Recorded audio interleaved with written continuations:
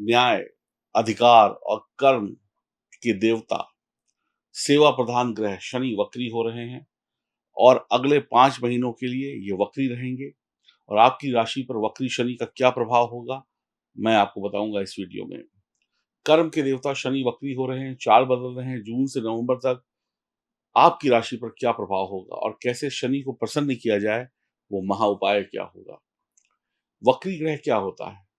30 जून 2024 से 15 नवंबर 2024 तक शनि वक्री रहेंगे।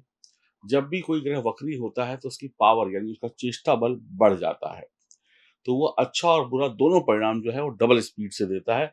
दोनों के गुण बढ़ जाते हैं, अच्छे गुण भी बढ़ जाते हैं, बुरे गुण भी बढ़ जाते हैं। वक्री ग्रह को ठोस और सटीक परिणाम देते हैं। वक्री ग्रह जो होते हैं वो ठोस और सटीक परिणाम देते हैं, इनमें इफ एंड बट नहीं होता, बिल्कुल एकदम एग्ज़ैक्ट होता है। आपको स्वयं की कुंडली में भी शनि की स्थिति को देखना पड़ेगा। शनि जिस घर में बैठे हैं वो घर प्रभावशाली हो जाएगा। आपकी जन्म कुंडली में जिस घर में शनि बैठे हैं, अगले 5 महीनों के लिए वो घर प्रभावशाली हो जाएगा। तो उस घर को भी देखिए, अपनी जन्म कुंडली को खोल कर देखिए। जन्म कुंडली को ज़रूर देखिएगा, अगर आपकी जन्म कुंडली में शनि वक्री हैं, तो शनि का प्रभाव दुगना हो जाएगा। एक तो गोचर में वक्री हो गए और दूसरा आपकी जन्म कुंडली में भी वक्री हैं। गोचर के साथ-साथ जन्म कुंडली को देखना बहुत ज़रूरी है। मेरा नाम है एस्ट्रोलॉजर सचिन पंडित और मैं आपके लिए लेके आया हूँ शनि का वक्रत्व काल, कैसा बीतेगा आपकी राशि के लिए। बहुत विस्तार से समझाऊँगा और बिल्कुल सही ज्योतिष की जो नॉलेज है वो दूँगा। देखिए, वीडियो लंबा होगा लेकिन समझना पड़ेगा। अधूरा ज्ञान देने का मेरा कोई शौक नहीं, मैं आपको पूरा ज्ञान दूँगा। समझेंगे तो ही आप आगे तरक्की कर पाएँगे। तो प्लीज़ वीडियो को देखिएगा, समझिएगा।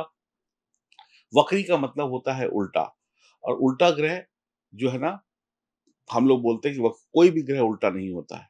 पहले तो आप इस बात को समझ लें। हम बोलते ज़रूर हैं, वो वहाँ पर उल्टा चलता नहीं है, हमें दिखता है कि वो उल्टा चल रहा है। ऐसा प्रतीत होता है कि वो उल्टा चल रहा है। तो उल्टा चलना होता नहीं है वास्तव में, बस लगता है कि वो उल्टा चल रहा है। वक्री ग्रह क्या होता है? अब यहाँ से बहुत ध्यान से समझिएगा। वक्री ग्रह पुनः जन्म के कारणों को दिखाता है, यानी आपकी पिछली ज़िंदगी को भी दिखाता है, जो ज़िंदगी आपकी वर्तमान में है और जो आपका पिछला जन्म है, उसको भी दिखाता है। सूर्य, चंद्र के अलावा हर ग्रह हर वर्ष कुछ ना कुछ वक़्त के लिए वक्री होता है। सूर्य और चंद्र कभी वक्री नहीं होते। राहु और केतु हमेशा वक्री रहते हैं। राहु मोह है, केतु मोक्ष है। राहु क्या है? मोह यानी कि दुनिया की सारी खुशियाँ हैं और केतु क्या है? जो इस दुनिया की सारी खुशियों को छोड़कर आगे निकल जाए यानी मोक्ष है। मोक्ष और मोह के बीच में ही इंसान फँसा हुआ है। मोक्ष और मोह के बीच में ही इंसान फँसा हुआ है। एक पल में आप कहते हैं कि मुझे बहुत पैसा कमाना है, मुझे तो ये बनना है, मुझे डॉक्टर बनना है, मुझे इंजीनियर बनना है, मेरे पास करोड़ों रुपए मुझे कमाने हैं। दूसरे ही पल कह देते हैं दुनिया में रखा क्या है? ये दुनिया तो बेकार है, नश्वर है, खाली हाथ आए थे, खाली हाथ जाएँगे। तो एक तरफ आपके अंदर मोह भी है, एक तरफ मोक्ष भी है और इस मोह और मोक्ष के बीच में आप घूमते चले जा रहे हैं, आप चक्की की तरीके से फँसे हुए हैं। मोह और मोक्ष के बीच में इंसान फँसा हुआ है, ये आप समझ गए। वक्री ग्रह पिछले जन्मों के बचे हुए कर्मों को दिखाता है। पिछले जन्मों के बचे हुए कर्मों को दिखाता है। पिछले जन्म में क्या ऋण थे? यानी कि अब जब ग्रह कोई वक्री होता है ना, तो कहता है कि अपने ऋणों को उतार लो, अपने कर्ज़ों को उतार लो, अपनी गलतियों को सुधार लो, चाहे वो पिछले जन्म की थी या इसी जन्म की जो पिछली गलतियाँ थी उनको सुधार लो, ऋणों को उतार लो, ऋणों को मिटा दो। ये एक मौका है आपके लिए अपने कंधों पर से ऋणों का बोझ उतारने का। मान लीजिए आपकी जन्म कुंडली में शनि नवम भाव में बैठे हैं। ये एक कुंडली है, मान लेते हैं आपकी जन्म कुंडली में शनि नवम भाव में बैठे हैं, तो नवां घर भाग्य का है, नवां घर धर्म का है, ज्ञान का है। ये घर पितृ का भी है, पितृ देवताओं का भी है, पिता का भी है, गुरु का भी है, शिक्षक का भी है। तो यहाँ पर क्या मतलब निकला? इसका मतलब निकला कि आपको ईश्वर की सेवा करनी है, आपको धर्म से जुड़ना है इस समय में, आपको तीर्थ यात्रा करनी है, आपको पिता का सम्मान करना है, आपको धार्मिक होना है, आपको तभी शनि शुभ परिणाम देंगे और बहुत शुभ परिणाम। अगर आप ये कर लेते हैं, तो फिर कुछ और करने की आवश्यकता नहीं पड़ेगी। ऐसे ही आपकी जन्म कुंडली में शनि किस भाव में बैठे हैं, तो उसी भाव से संबंधित आपको काम करने पड़ेंगे, जो मैं आपको आपकी राशि के अनुसार बताऊँगा, लेकिन जन्म कुंडली आपको अपनी स्वयं देखनी होगी।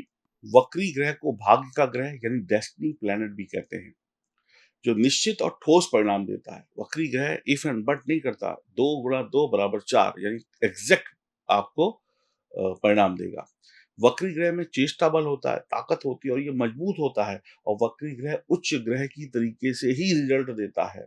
अगर आपकी जन्म कुंडली में कोई ग्रह वक्री बैठा है और वो बुरा है, तो उसकी जो बुराई देने की क्षमता है वो बढ़ जाएगी। अगर अच्छा है तो अच्छा देने की क्षमता बढ़ जाएगी। बड़े-बड़े लोगों की कुंडली में, बड़े-बड़े लोग, अब वो चाहे हीरो हों, हीरोइन हों, फ़िल्मी एक्ट्रेस हों, चाहे नेता हों, चाहे राजनेता हों, चाहे क्रिकेटर हों या कोई भी जो बड़े लोग किसी भी क्षेत्र में जो बड़े-बड़े लोग हैं, उनकी जन्म कुंडली में 2-3 ग्रह वक्री होते ही होते हैं। तो वक्री ग्रह से डरना नहीं है, अगर वक्री ग्रह बुरा है, तो डरना है, तो उपाय करना है, अगर अच्छा है तो बहुत अच्छा है, उसकी पावर बढ़ रही है। वक्री ग्रह राज-काज, पद, प्रतिष्ठा और कभी-कभी भटकाव भी देता है। फिर से समझिएगा, वक्री ग्रह राज-काज, पद, प्रतिष्ठा देता है और कभी-कभी भटकाव देता है, धन और यश भी देता है। अब अगर अच्छा होगा तो वक्री ग्रह राज-काज, पद, प्रतिष्ठा दे देगा और अगर खराब है तो भटकाव दे देगा, ज़िंदगी में इधर-उधर भटकते रहेंगे। वक्री ग्रह सरप्राइज़ देता है, सरप्राइज़ तो अचानक से आता है ना, पता नहीं चलता है डिब्बे के अंदर क्या निकलेगा, पता नहीं चलता कि कौन हमें क्या दे देगा, सरप्राइज़ तो वक्री ग्रह हमेशा आपको सरप्राइज़ेज़ देता है। शुभ ग्रह वक्री हो तो धनी, राजा, संपन्न जैसा आपका जीवन होता है। शुभ ग्रह अगर वक्री हो आपकी कुंडली में तो आपको धनी और राजा बनाता है, यानी खूब बढ़िया इंसान, पैसे वाला, हर तरीके से खुशियाँ देता है। वहीं पाप ग्रह वक्री हो जाए तो जीवन में भटकाव दे देता है, वो इधर-उधर भटकता रहता है और मंजिल पे नहीं पहुँच पाता। शनि अपनी स्वयं की राशि में अभी वर्तमान में बैठे हैं। शश नामक पंच महापुरुष योग कुछ राशियों के लिए बना रहे हैं और अपनी ही राशि में बैठा हुआ शनि वक्री हो रहा है, तो पापी तो नहीं कहेंगे शनि को, परंतु शुभ फल ज़्यादा देने वाला कहेंगे। वक्री ग्रह पिछले जन्मों का ऋण है। वक्री ग्रह पिछले दिनों की गई गलतियाँ हैं, उनको सुधारना है। वक्री ग्रह होने पर क्या होता है? वक्री ग्रह जब होता है तो वो 5 दिन पहले से ही अपने परिणाम देने शुरू कर देता है, वो बदल जाता है और वो कहते हैं ना कि सरप्राइज़ेज़ देने शुरू कर देता है 5 दिन पहले से ही। तो ये 30 जून से हो रहा है, तो 25 तारीख से ही आपको रिज़ल्ट मिलने शुरू हो जाएँगे। जब ग्रह वक्री समाप्त होने वाला होता है, उससे 5 दिन पहले, यानी शुरू होने से 5 दिन पहले और खत्म होने से 5 दिन पहले बिल्कुल ही ग्रह बदल जाता है, अजनबी हो जाता है आपके लिए, वक्री ग्रह अजनबी हो जाता है आपके लिए, फिर वो सब सरप्राइज़ेज़ देने लगता है। 30 जून से 15 नवंबर तक शनि वक्री है, 25 जून से 10 नवंबर के बीच में कोई नया काम शुरू करने की कोशिश ना करें। खास करके जो भी लोग शनि संबंधी व्यवसाय करते हैं, रियल रियल एस्टेट में है, ट्रैवल में है, ट्रांसपोर्ट में है, ऑयल इंडस्ट्री में है, सरकारी नौकरी में है, किसमें आपका ये लॉयर वगैरह है, तो थोड़ी सावधानी रखनी होगी, बड़ी सावधानी के साथ आगे चलना है और आपको उपाय भी करना है। अब आपको यहाँ तक अगर मेरी बात समझ में आई, तो आप लोग चैनल को सब्सक्राइब करें, बेल आइकन के बटन को दबाएँ, फ़ेसबुक, इंस्टाग्राम पर हमें फ़ॉलो करें और अपना प्यार दें और कमेंट बॉक्स में जय शनिदेव ज़रूर लिखें। फिर मैं कहूँगा आपकी जन्म कुंडली को भी ज़रूर देखिएगा इस पूरे वीडियो के साथ। वहाँ पर शनि कैसे बैठे हैं उसको भी देखना ज़रूरी है। गोचर में तो पता ही है, लेकिन जन्म कुंडली में कहाँ हैं, कैसे हैं, किस अवस्था में हैं, ये देखना भी बहुत आवश्यक होगा। शनिदेव को कैसे उपायों से खुश किया जाए? शनिदेव के इष्ट देव हैं भगवान शिव।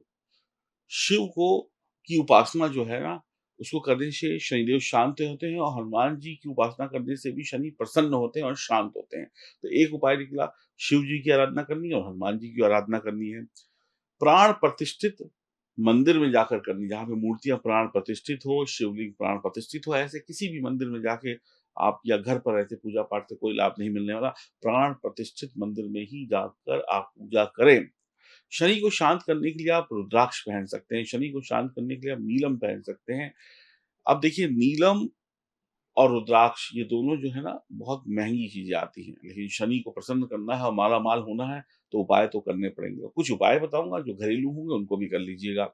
तो शनि को शांत करने के लिए जो सस्ता उपाय है, वो है 7 मुखी रुद्राक्ष, आप इसको पहन लें, क्योंकि ये रुद्राक्ष लक्ष्मी जी का भी है, बस इसकी पावर थोड़ी-सी कम है, ये कम कम पावर के साथ चलेगा क्योंकि ये सस्ता भी है।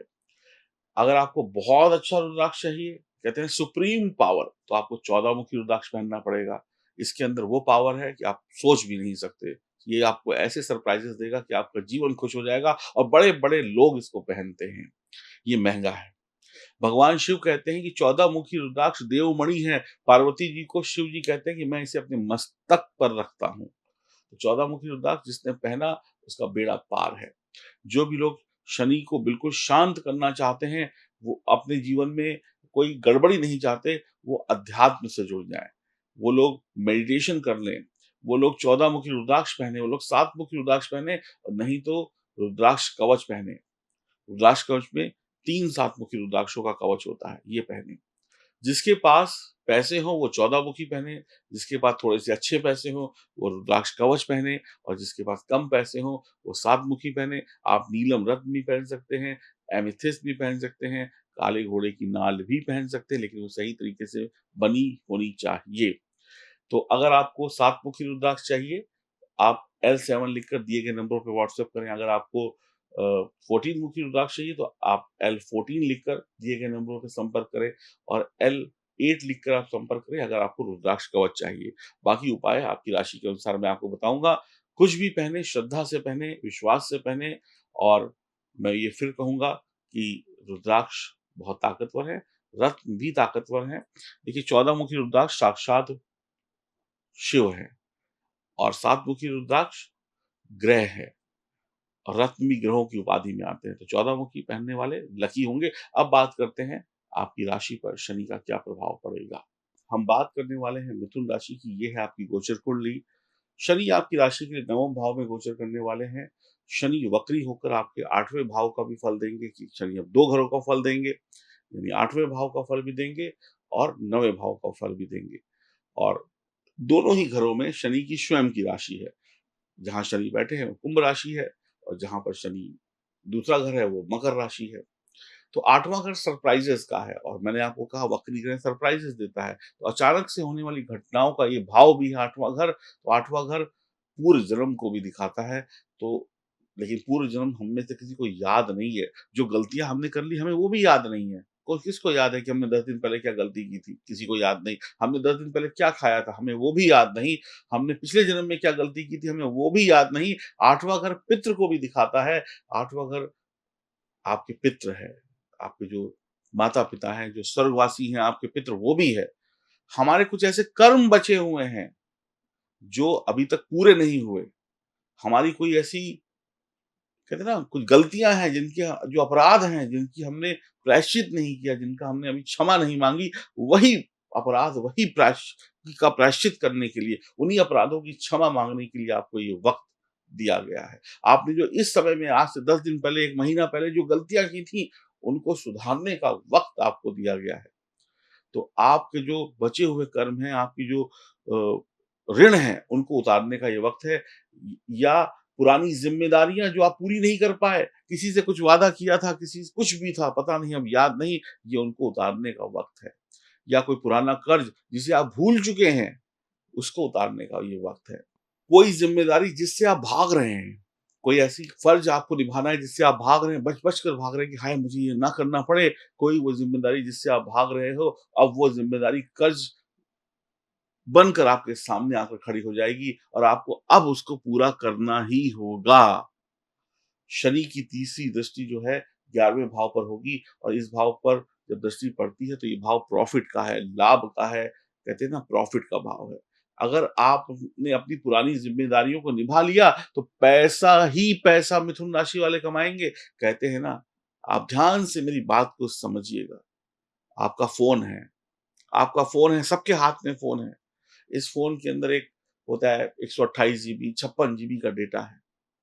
जब तक पुराना डेटा हटेगा नहीं, मिटेगा नहीं, तब तक नया गाना आएगा नहीं, नई चीज़ आएगी नहीं। ऐसे ही जब तक आप अपनी मोबाइल की पुरानी मेमोरीज़ को साफ़ नहीं करेंगे या उसके अंदर जो भी डेटा पड़ा हुआ जब तक उसे साफ़ नहीं करेंगे, तब तक नया कुछ नहीं आएगा, लाभ कुछ नहीं होगा और पुराना, पुराना होता है। तो ऐसे ही आपको अपने पुराने कर्मों का फल यहाँ पर चुकाना होगा, उनकी ज़िम्मेदारियों को पूरा करना होगा, प्रायश्चित करना होगा।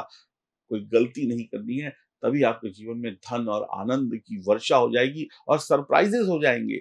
मतलब कहते हैं ना आनंद आ जाएगा, खूब सब कुछ मिलेगा। 11वां भाव क्योंकि प्रॉफ़िट का है। अगर आपने अपनी ज़िम्मेदारियों को निभा लिया, तो लाभ ही लाभ यहाँ पर शनि आपको देंगे। मानो आपने किसी से कोई कर्ज़ा लिया है, मान लीजिए आपने किसी से 10,000 रुपए का कर्ज़ा लिया है या 10 लाख रुपए का कर्ज़ा लिया है और वो व्यक्ति सामने से आकर आपको फ़ोन करता है कि भाई साहब मेरा कर्ज़ा मुझे वापस कर दो या मेरी ये चीज़ मुझे वापस कर दो। आपने तो वादा किया था कि हम इस समय पे वापस कर देंगे, लेकिन आपने अभी तक वापस नहीं किया। प्लीज़ मेरा पैसा मुझे दे दो, मेरी चीज़ मुझे दे दो। तो अगर आपने उस व्यक्ति को ये कह दिया, दोस्त मैं तुम्हारा कर्ज़ धीरे-धीरे करके उतार रहा हूँ, या मेरे पास जितना ज़्यादा से ज़्यादा मैं उतार सकूँगा, महीने 15 दिन के अंदर उतार दूँगा, 2 दिन के अंदर उतार दूँगा, तो आप समझ लीजिए शनि आप पे मेहरबान हो जाएँगे और शनि आपको धन-दौलत से भर देंगे। धन आगमन के रास्ते खोल देंगे। शनि कहेंगे, ले बेटा, तेरे को 10 जगहों से रास्ता दूँगा धन कमाने का और कर्ज़े उतारने का। और अगर आपने उस व्यक्ति को कह दिया, नहीं, नहीं, नहीं, नहीं, मैं नहीं देता, मेरे तो ये है, मेरा तो वो है, या उसका फ़ोन नहीं उठाया या उसको इग्नोर किया, तो फिर शनि आपके रास्ते बंद कर देंगे पैसा कमाने के। तो जो भी कर्ज़ है, जो भी कोई मन्नत माँगी थी, मन्नत भी कर्ज़ है कि हमारा ये हो जाएगा तो वहाँ जाकर ये मन्नत माँगेंगे। अगर मेरा ये हो जाएगा तो तुम्हें मिठाई का डब्बा खिलाएँगे। ऐसी भी छोटी-छोटी गलतियाँ आप लोग करते हैं। ये छोटी-छोटी याद किसी को नहीं है, भूल जाते हैं, तो उनको याद करिए और अपने कर्ज उतारिए। आप देखिए फिर कहाँ से कहाँ पहुँच जाएँगे। अगर आपने अपने बच्चे से कोई वादा किया था, अपनी पत्नी से, अपने माता-पिता से कि मैं तुम्हें ये चीज़ लेके दूँगा या लेके दूँगी, तो लेके दीजिए। वो वादा किया है तो वादा निभाना पड़ेगा। वो कर्ज है आपके ऊपर। ठीक है, आपने उस समय वादा किया था, उस समय हो सकता है आपने सोचा हो कि मैं 1 लाख रुपए की चीज़ लेके देंगे या 10,000 की चीज़ लेके देंगे। आज पैसा कम है या ज़्यादा है, उस हिसाब से लेके दीजिए।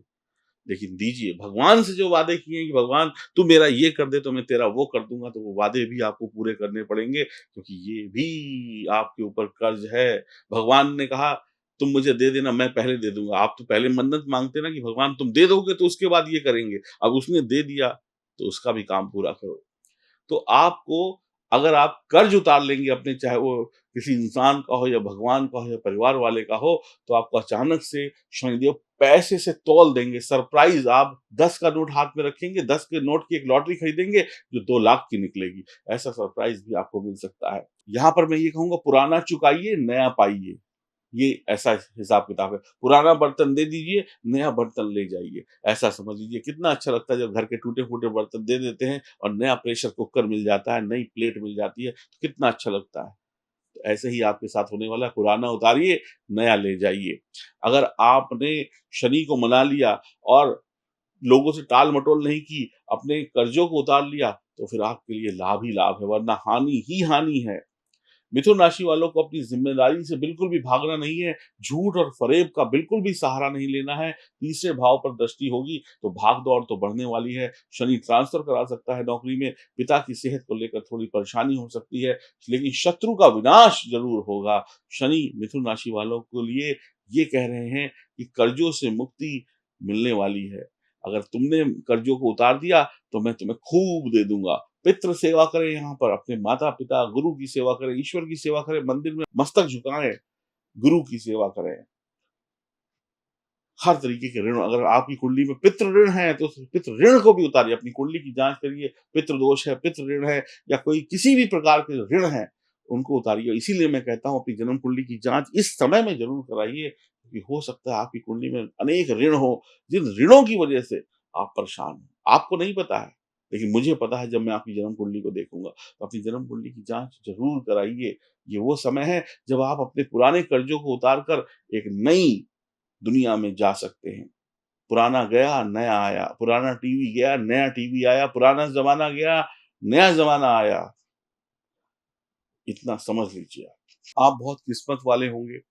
अगर आप जोशी हैं, मकान से संबंधित कोई काम करते हैं, सरकारी नौकरी करते हैं, सोने के कारीगर हैं या डिज़ाइनर हैं, यानी गोल्ड के, कानून के विशेषज्ञ हैं, तो बहुत अच्छा लाभ होगा, सिविल इंजीनियर हैं, तो बहुत अच्छा लाभ होगा। यदि आप दूसरों की सहायता करते हैं और सभी के लिए अच्छाई की कामना करते हैं, दयालु बन जाते हैं, पिता की सेवा करते हैं और बड़ों का आदर-सत्कार करते हैं, अपने पितरों को तर्पण देते हैं, अपने पितरों का भी कर्ज उतारते हैं, तो आपको शनि बहुत मजबूत बना देंगे। और तीर्थ यात्रा करिए इस समय पे। मंदिर में मस्तक झुकाइए, पुजारी जी की सेवा करिए और अपने ऊपर के कर्ज उतारिए और आपकी जो गलतियाँ हैं उनको सुधारिए। आपने जो गलतियाँ इस जन्म में होशो-हवास में की है, उनको याद करिए, लिखिए और उनको मिटा दीजिए। धार्मिक किताबें भी आप लिख सकते हैं, मकान बनेगा। जो भी लोग बृहस्पति से जुड़े हुए काम करते हैं, धर्म से जुड़े हुए काम करते हैं, चाहे वो प्रवक्ता हों, एस्ट्रोलॉजर हों, वास्तु वाले हों या धर्म से जुड़ा हुआ जो भी काम करते हैं, जिसमें धर्म जुड़ जाता है, हीलिंग्स जुड़ जाती हैं। उनके तो लाभ ही लाभ हैं। केसर का टीका भी डेली माथे पे लगाते रहें। बाकी मैंने वीडियो की शुरुआत में आपको बताया है कि अगर आप चाहते हैं रुद्राक्ष लेना तो आप ले सकते हैं। एक बार मैं फिर से आपको ये रुद्राक्षों का वर्णन दे रहा हूँ। ये रुद्राक्ष पहनकर आप शनि को शांत भी कर सकते हैं और शिव और हनुमान जी का संपूर्ण आशीर्वाद भी प्राप्त कर सकते हैं। एक अच्छा समय है। इस समय में हमें अपनी गलतियों को सुधारना है। गलतियाँ सुधरी तो भविष्य बहुत अच्छा है। ये वीडियो जो मैंने आपके लिए बनाया, आप कहीं पे भी और वीडियो देखेंगे उनसे बहुत अलग होगा, लेकिन सच्चाई यही है। आपको अच्छा लगा हो वीडियो तो कमेंट करें, शेयर करें, लिखें, जो आपके दिल में आए, शनिदेव के बारे में लिखें, राधे-राधे लिखें, कुछ भी लिखें। लिखें ज़रूर कमेंट बॉक्स में। और मैंने आपको सच बताया है, मैंने आपको करोड़पति नहीं बनाया है, मैंने बताया है कि करोड़पति बनने का रास्ता क्या है। अगर आप करोड़पति बनने के रास्ते पे चलेंगे तो ही करोड़पति बनेंगे। राधे-राधे।